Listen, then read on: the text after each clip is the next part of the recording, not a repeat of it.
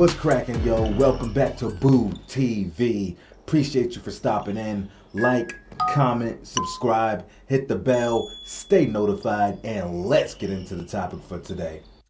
Back with another reaction video and dipping back into the Making the Case series by none other than Clayton Crowley. The 1972 Lakers, making the case for the 1972 Lakers as being the greatest NBA team of all time. This one was suggested to us, recommended to us by our great subscriber and friend, Crayontas.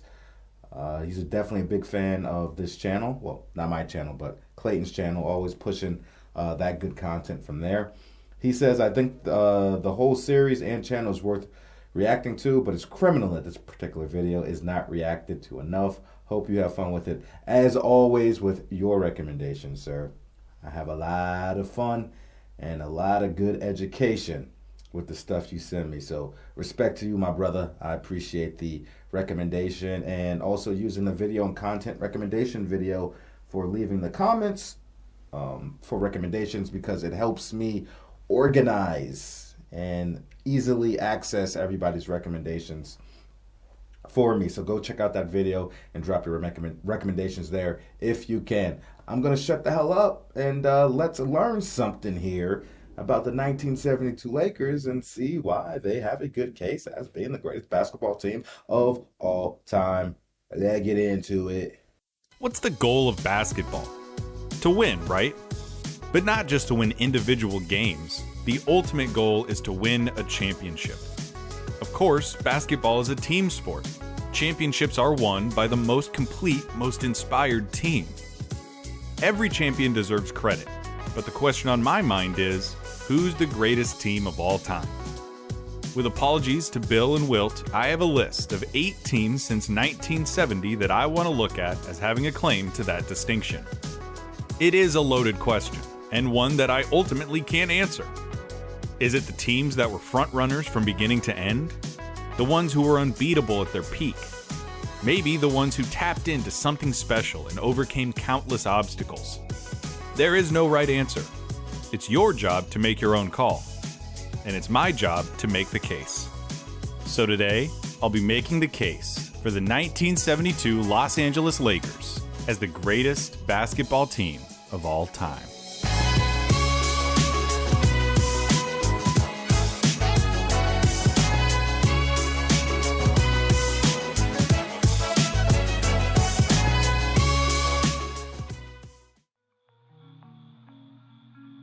I have 2 questions that are relevant to the 1972 Los Angeles Lakers.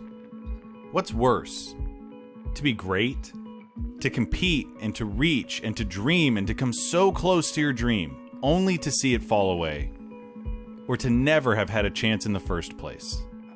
Here we go. I know this is And can fate ever change? For the Lakers, fate was a static entity. It was heartbreak. Between 1958 and 1971, the Lakers appeared in 8 NBA Finals. Yes. They lost all 8. 7 of those losses came at the hands of the Boston Celtics, and 3 of those finals defeats came down to a 7th game, all decided by 3 points or fewer. The ideas of fate and fortune are already muddy, though. You don't lose 8 finals without making the finals 8 times. The Minneapolis Lakers were blessed with Elgin Baylor before the 1958-1959 season. They had just wrapped up a season that would stand as the worst in Laker history for over 55 years. The Lakers weren't winning, no one was coming to the games, and the owner was actively considering pulling the plug on the franchise. Remember, this was back when teams just folded. The Providence Steamrollers, Waterloo Hawks, Indianapolis Olympians. Teams were born, lived, and died real deaths back then. And the Lakers seemed like they were headed for the morgue. The very next year, as a rookie, Elgin Baylor took the Lakers to the finals. In 1960, the Lakers moved to Los Angeles and kept their name, a keepsake of their home state, the land of 10,000 lakes. And Elgin Baylor became the first star athlete in Los Angeles pro sports. There, he reinvented basketball. Alongside Bill Russell, he turned basketball into a vertical sport. Where Russell defied convention and leapt at opposing scorers, Elgin took flight to score, practically inventing the convention of hang time. Along with Bob Cousy, Elgin made basketball entertaining. With his leaping ability and dunks, mid-air acrobatics, pull-up jump shot, and trademark running bank shot, Elgin Baylor created the position of small forward as we know it. Everyone who has come since has been some evolutionary form of him. From LeBron to Pippen to Bird to Dr. J. That line ends at the man they called Mr. Inside. He changed the game, and in the process, saved the Lakers. For my money, the man deserves to be remembered as the most important Laker of all time. Aside from a new hometown in 1960, the Lakers also acquired a stand. Glad, people putting some respect on Elgin Baylor's name.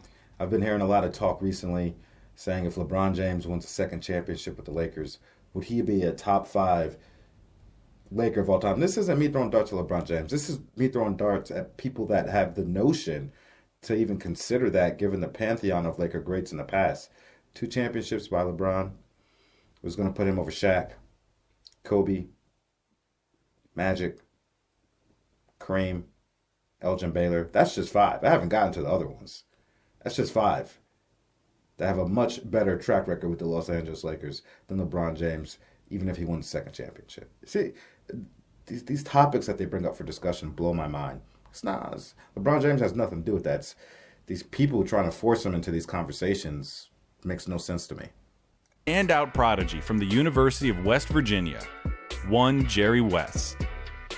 Jerry West soon developed into the perfect partner for Elgin, even earning the nickname, among many others, of Mr. Outside. As a player, West was textbook. He was a picture-perfect player. He dribbled perfectly. He shot perfectly. He defended perfectly. His exploits are legendary, from the 5th highest scoring average in NBA history to the highest scoring clip for a single playoff run ever, to becoming the first and still the only player to be named the most valuable player in a finals series while playing on the losing team. West came before his time perhaps, able to knock down jump shots from all angles from everywhere on the court. With the three-point line, it's tough to say. Maybe some of those losses would have swung another way. He was a famously intense competitor, with a burning fire that rivaled that of even Bill Russell and Oscar Robertson. But unlike so many of his contemporaries, past and present, West's intensity did not come from the desire to vanquish or the need to win. It came from a fear of losing. It was a consequence of his own talent that he should have had such high expectations, and a casualty of fate that he should have had to bear so many losses. He bore those losses with Elgin, through and through, each one etching itself deeper and deeper into the psyche of the team and its stars. Some years, like 62 and 65, stand out as being particularly heartbreaking in a string of gut-wrenching losses. If basketball teams were literary series, the 1960s Lakers would nestle miserably into the pages of a series of unfortunate events. It wasn't that the Lakers weren't good enough. They just could not get the breaks. It's a part of every champion, a certain amount of luck. And the Lakers were forced to come to grips with the fact that they just did not have any. There was another missing ingredient, though. This was still the age of giants, remember, and perimeter players were boons, no doubt. But it was the big man that carried teams to promised lands. On July 8, 1968, the Lakers sought to change their fortunes. They got a center, and not just any center. They acquired the greatest anomaly in basketball history, perhaps the most dominant individual player who has ever put leather through nylon, the Big Dipper, Wilt Chamberlain. Unfortunately, Chamberlain had his own hapless relationship with fate. His reign of excellence just so happened to coincide with that of the greatest winner in team sport history, his friend and adversary, Bill Russell. Wilt had won just one championship in his career, where Russell had led his Boston Celtics to a trove of them, even an unprecedented run of 8 consecutive championships. As great as Wilt was as a player, he was the foil to Russell's team-centric focus. Wilt impressed with stats. Russell impressed with outcomes. Wilt was the selfish villain. Russell, the altruistic hero. Wilt was a loser. Russell was a winner. So it made only too much sense that Wilt should put on the purple and gold and add his considerable talents to those of West and Baylor. How the Forum did not implode under the weight of the combined misfortune that those 3 players carried remains a mystery. Their first season together happened also to be Russell's last. It culminated in a loss, in the finals, in 7 games, to the Celtics. Again. The next year, in 1970, the Lakers lost to the New York Knicks, in the finals, in 7 games. And their final game of the 1971 season was a defeat at the hands of the Milwaukee Bucks in the Western Conference Finals in Game 5. The young Kareem Abdul-Jabbar had emerged as the league's premier talent, with seemingly no equal to be found in all of basketball. The Bucks would go on to win the championship and stake their claim as the greatest team ever. Their opponents changed from year to year, but the antagonist to their story, through it all, amounted to and felt like nothing less than fate for the Lakers. They had to sit there and watch defining, generational, iconic moments happen right in front of them at their expense. They were doomed to lose. By the start of the 1971-1972 season, the championship window of the Los Angeles Lakers was closing, if it hadn't shut already. Elgin, West, and Wilt were all in their 30s. They had a rookie head coach, played in a powerful division against the Suns and the Warriors, with an eminent contender out east in the Knicks, and the next dynasty to be in the Bucks looming in their own conference. Their reign had ended before it ever began. Through the first 9 games of the season, the Lakers were 6-3. Nothing special. Following that 9th game, the most important player in Lakers history called it quits. Elgin had endured a number of serious injuries and been subject to a litany of surgeries throughout his career. At the age of 37, he just couldn't do it anymore. Writing to the people of Los Angeles on Friday, November 5th, 1971, I had hoped to end my career after one last successful season. Out of fairness to the fans, to the Lakers, and to myself, I have always wanted to perform on the court up to the standards that I have established throughout my career. I do not want to prolong my career at a time when I cannot maintain these standards. The Lakers took to the court that Friday evening and won for their missing comrade. They won the next game they played too, and the one after that. In fact, the Los Angeles Lakers would not lose a game for over 2 months. During that winning streak, the Lakers became the team that they were always meant to be. Led by West and Wilt, they received historic contributions up and down the roster. Gail Goodrich partnered with West to form one of the vaunted backcourts in hoops history. Elgin was replaced by Jim McMillan, a precision shooter with an arsenal built around feints and fakes that freed up space for him to release his pinpoint perfect shot. Happy Hairston complemented Wilt in the front court, a veteran of the league who sacrificed what had been a steady diet of shots to focus on his excellent abilities as a rebounder. Flynn Robinson and Pat Riley, yeah, that Pat Riley, were a pair of sharp shooting stars off the bench, and John Trapp and Leroy Ellis brought extra sides to the squad as reserves. Helming the team was Bill Sharman, an innovative coach in every sense of the word. He was a firm believer in calisthenics, repetition, conditioning, and an eye for detail. So great was his commitment to getting it right that it was said that the Lakers practiced more than any other team in pro sports. He convinced players, get this, to eat healthy and quit smoking. And on game days, Sharman required that his team be at the arena early so as to familiarize themselves with the various quirks and eccentricities of courts. The team didn't run any plays during these warm-ups. They just shot the ball, jogged around the court, loosened their muscles, and attuned their mentalities. This practice became known as shoot-around and is now a staple in every basketball program at every level across the world.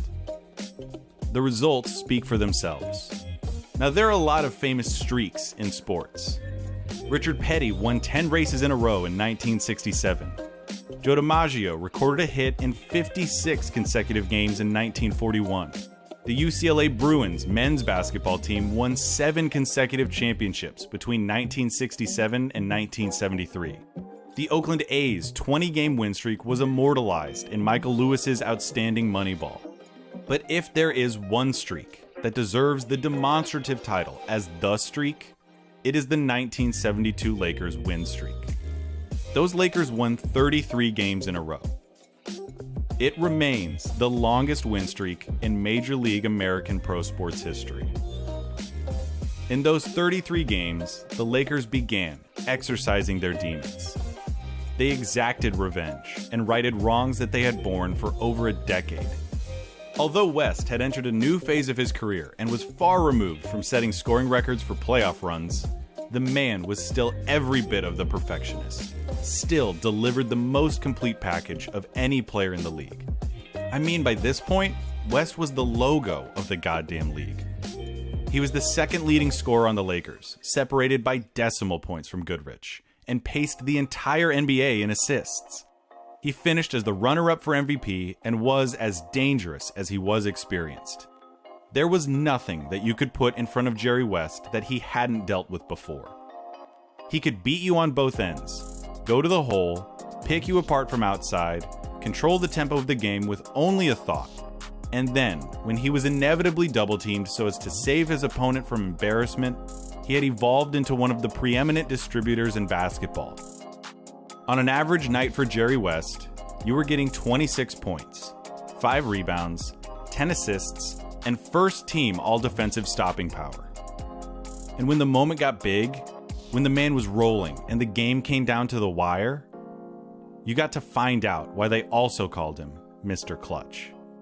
And the worst thing that probably could have happened to probably did happen to Jerry West was all of those finals losses that he incurred and ended up winning one championship. Because when you look at individually how ridiculously great of a player he was, man, just a couple more championships. Just if they were able to just pull a couple more of those game sevens out, man, we would be talking about Jerry West in a whole different light, man. For most people, he's somewhere between 11 and 15 all time. Some people top 20. But, you know, just maybe 2 or 3 more championships, he would be in a lot of people's top 10. Like, Jerry West was a beast, man, but time, man, champion for whatever reason, not showing up, just not being good enough, team not being good enough, and, you know, bad luck combination of these things can can dynamically change one's legacy. He might have scored more in other seasons, been the unquestioned leader, been a more intimidating athlete. But never did Jerry West contribute in a more total, all-encompassing way than he did in 1972. One of the beneficiaries of West's lauded talents was his backcourt mate, Gail Goodrich. Gail Goody. Selected to 5 All-Star teams throughout his Hall of Fame career, Goodrich was LA's hometown hero. Born in Los Angeles, he attended UCLA and laid the foundation for John Wooden's dynasty, leading the Bruins to an undefeated championship season in 1964 and scoring a then record 42 points to clinch back-to-back titles in the 1965 championship game. He was a slick southpaw ball handler and a superb shooter who could abuse unequipped defenders and finish fast breaks with strength. Think Manu Ginobili with more minutes, more scoring, and a mop top. By 72, the lefty was hitting his stride in every meaningful way. He led the Lakers in scoring, played all 82 games, and was the 3rd best free throw shooter in the league. With West, the pair combined for an average of 50 points a game and belong in the conversation of the greatest backcourt ever. You couldn't ask for more from a pair of guards. And the guy that made it all tick, who brought the team together and made possible this turning of tides, was Wilt Chamberlain. For as long as Wilt Chamberlain played basketball, he was expected to win. He was Goliath. He towered over other players in size and reduced them to footnotes in reputation. He averaged 50 points a game for a season. He scored 100 points in a game. It was said that he once dunked a ball so hard that when it landed on someone's foot, bones were broken. Great players are often known for being great adapters, capitalizing on the advantages of their eras. Wilt was different. He didn't adapt to basketball. Basketball was forced to adapt to him. Which is why his 1972 campaign stands out in a career of abnormality. For all of his accomplishments, the rap on Wilt was that he wasn't a team player. He was said to be incapable of suppressing his own impeccable talents in the name of fulfilling his team's needs. Wilt is one of the most polarizing players from this perspective that I'm talking about. Is that I hear. Obviously, I wasn't around, man. So I look to content. I look to reading testimony, listening testimony, and try to, formulate an opinion that's as close to fact as possible when it comes to Wilt Chamberlain. And I've heard NBA greats, people that have played against him, people on this channel, people that are closer to that side of history than I am, say that he wasn't a team player. He was all about himself. He was selfish. Yada yada yada. And then I've heard other people say that's a misconception. That's somewhat of a false narrative. I've heard Wilt say, me personally, I've heard Wilt say, hey, I made sure I got my numbers so that you could say I did everything I could do to help the team win. But you can't always pin it all on me because I did my best to contribute. And I've heard people say on this channel that's closer to that side of history than I am, say, hey, Wilt always did what was asked of him from the coach. So while people criticize him for scoring a bunch of points, this, that, and the third, it was what was asked of him. And I heard Wilt Chamberlain say that as well. Even the year where he went out there and led the league in assists. Partially he did it because people were criticizing his ability to play make and get people involved, and maybe that's what the coach asked of him. But I hear two totally contradicting opinions on Wilt Chamberlain. People on both sides of the spectrum. So y'all let me know. He'd won a championship in 1967, leading his Philadelphia team to a league record 68 wins in the process. But this triumph was seen as more of an aberration than an example. And even for those who did give the merit weight, it damned him even more. It proved that he could play team-first basketball, and his teams could win championships. Hell, they could win more games than any other team had ever won if he would just play the right way. Can you see where I'm going with this? 1972 stands out because it was a year where Wilt did play the right way. The Dipper focused solely on defending, rebounding, converting high-percentage shots, and starting fast breaks. If that sounds like a familiar strategy, it's because it's exactly what Bill Russell did during his 13-year reign. It's funny to look at Wilt's numbers this year, because it might lead you to remark at how unremarkable they are. For him, at least. The man who'd once averaged 50 points a night was now chalking up an average of 14 a game. It makes you think that he must have lost a step. Right. But he hadn't. He wasn't any less of a monster. He was making sacrifices in the name of winning basketball. He had 2 30-30 games that season, led the league in boards, was third in minutes played, and put up 24 points, 29 rebounds, 8 blocks, and 8 assists in Game 5 of the finals. Damn. This was before the Defensive Player of the Year award was introduced, but Wilt was arguably the best defender in the league, leading it in defensive win shares and making first-team all-defense. His relationship with Sharman was one of the best Wilt ever had with a coach. Especially surprising, considering Sharman wore green and white during his playing days as a Boston Celtic. West might well have been the most valuable player in the league, but Wilt Chamberlain was the most valuable player on the Los Angeles Lakers. This season was different, and the Lakers knew it. It was palpable. You could feel it. Even West, the long-tortured soul who possessed a misery that was itself nearly artful, described the process of playing basketball in the 72 Lakers as a pleasure. This comes from a man whose autobiography is titled West by West, My Charmed, Tormented Life. The records didn't stop at the winning streak. By the end of the regular season, the Lakers had won 69 games, the most an NBA team had ever won, and a record that would stand for over 2 decades. There may not have been a more well-rounded basketball team, ever. The 72 Lakers led the league in points, assists, and rebounds. They finished second in both field goal percentage and opposing field goal percentage. They scored 100 or more points in 81 of their 82 regular season games. They maintained the highest point differential of any team ever. And with 2 first-team defenders, it's no wonder they ended up with the second best defensive rating in the league. Wilt's outlet passing opened up the floor and made the Lakers the most feared fast break team in the league. And in the half court, this veteran, disciplined squad executed set plays to perfection, shot with accuracy, and were at their best when the game came to them. They could scramble and improvise, solving puzzles on the fly. These Lakers played a timeless style of basketball, maybe the best quality a team can have in the discussion of the best teams ever. They ruled their season, but this team might have been better suited to a more modern era, especially one with a three-point shot. Their center converted 65% of his shots. They played at a frenetic pace. They might have been even better had they played today. A terrifying thought for a team that won 33 games in a row and finished with 69 wins. Again, the waters are muddy.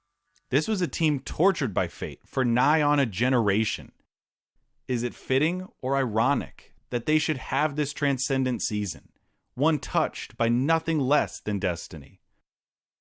On the one hand, it must have seemed like this was finally going to be the year to get them over the hump. The year that they upend their lots and claim what should have been theirs. On the other, this collision course with history would have seemed like some perverse trap to me. I would have lost sleep over the idea that this would end up being the most elaborate trick fate ever pulled. A season unlike any other, used as a vehicle to deliver the killing blow. Another gutting, heartbreaking, soul-claiming loss. If this was going to be the ordained summiting of the mountain, it was going to be one for the rest of time. Likewise, if this was going to be only the most recent chapter in a story of ruin, its scar would linger in perpetuity. There was a mountain of evidence to illustrate fate's true intentions. It had never mattered before how good the Lakers' record was, how inspired their team was. Some of the most heroic, fearless, legendary performances in championship basketball history meant nothing. Fate had it out for the Lakers. To win this championship, they would have to do nothing less than defy the gods of Providence. They entered the postseason undaunted. They made quick work of their first-round opponent, the Chicago Bulls, with a 4-game sweep. They earned little reprieve with this victory, though, as they found themselves matched up against the Milwaukee Bucks, a 63-win team who entered the series not just as defending champions, not just coming off of one of the great seasons ever, but as the proclaimed team of the future.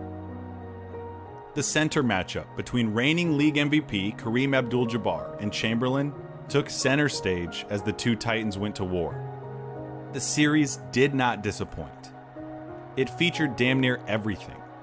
Singular performances, collaborative efforts, low-scoring blowouts, and high-scoring nail-biters. 3 games were decided by 4 points or fewer.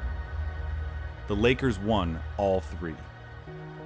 With a victory in Game 6, LA punched its ticket back to the finals. They were met by the New York Knicks, a rematch of the 1970 finals.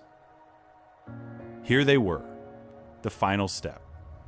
The final victory that had eluded them for so long. What could end up being the culmination of all the greatness, of all the competition, of all the reaching and dreaming and the falling short.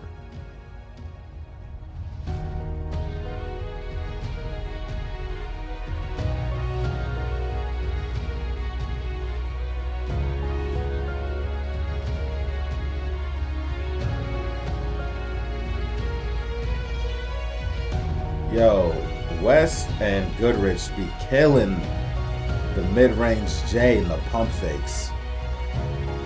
They got a nice stroke.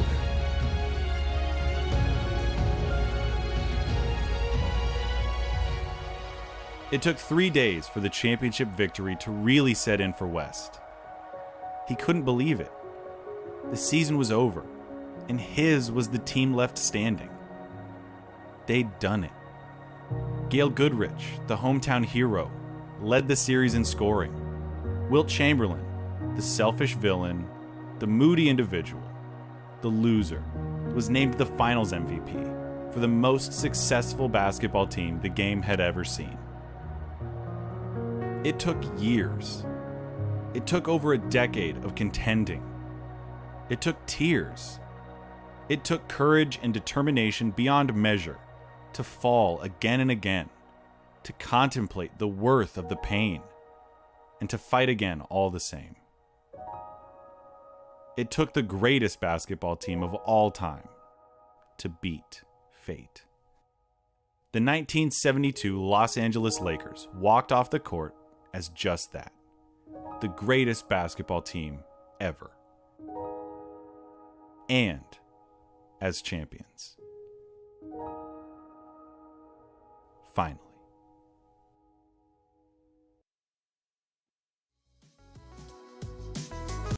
Brilliant breakdown yet again, Mr. Clayton. This guy does do an exceptional job, him and his team, of putting these videos together. Hey man, 1972 Lakers, 33 straight wins in a row. I remember when the Miami Heat were on that torrid pace with that streak, and people were wondering if they were going to catch the Lakers. I don't remember what the Miami Heat ended up tapping out at on their win streak during that one year. I don't remember exactly what season it was, but 33 games in a row, man. Fueled by the sudden retiring of Elgin Baylor. It's quite a amazing story, like storybook fashion, how all that ended up playing out. You know, considering Baylor's legacy and his long-standing tenure with the Lakers, and then deciding it was over, and then players stepping up in his absence, and Wilt Chamberlain's newfound role and leadership, sacrifice. Jerry West, Gail Goodrich out here doing the damn thing. Coach out here doing the damn thing. Was Pat Riley on that team? Hold on. Am I tripping? I gotta look that up. 1972 Lakers roster. 71-72 Lakers roster. Yep, Pat Riley was on that team. And because when they were describing the coach, a lot of his philosophies and his fit and a lot of his philosophies sounded a lot like how Pat Riley runs his team, that Miami Heat culture. And that's why I thought, I was like, man, I wonder if Pat got that from Coach. What's his name? Sharman? Yeah, Sharman, and he ain't cut from that cloth. He ain't Sharman soft. He ain't Sharman soft. he a different type of Sharman. That's that Sharman Not CHARIM, but he that SHARMAN. He that kind of toilet paper. It ain't soft. It's hard. It's rough. It'll hurt your booty hole. That's a different type of Charmin. That's that culture, that hard working culture. I see where Pat Riley gets some of that from. I see where Pat Riley gets it from. But yeah, man, solid squad, man. Elgin, Baylor, just looking at the roster. Wilt Chamberlain, Clemens, Ellis, Keith Eckerson, like we said, Gail, Happy Hairston, Jim McMillan, Pat, Flynn Robinson, Johnny Trapp, Jerry West. Some of these players I just don't know who they are. I'm not familiar with. But I am sure everybody played an important role, whether you played 1 minute, whether you played 38 minutes. You got a team like that, everybody has an important role in the team. Everybody's a piece of the puzzle, but wonderful, man. I love the story about them, just considering where they came from, the individual players, the franchise as a whole. All the defeat, all the close game sevens. That's got to be gut-wrenching, heartbreaking to get so close so many times. But eventually they brought it all together, kind of like I'm not going to say the island of misfits come together, but people with different storied pasts and different demons come together and making it all work together. It's a wonderful story. Again, thank you, Creontis, for the recommendation. You all can give me recommendations too. I put a link in almost every video for the link to the recommendation channel in the description of every video. You go in there, let me know which you want me to check out. All right, on to the next recommendation. Like, comment, subscribe, hit the bell, stay notified, and I'll catch you on the next one. We out, baby.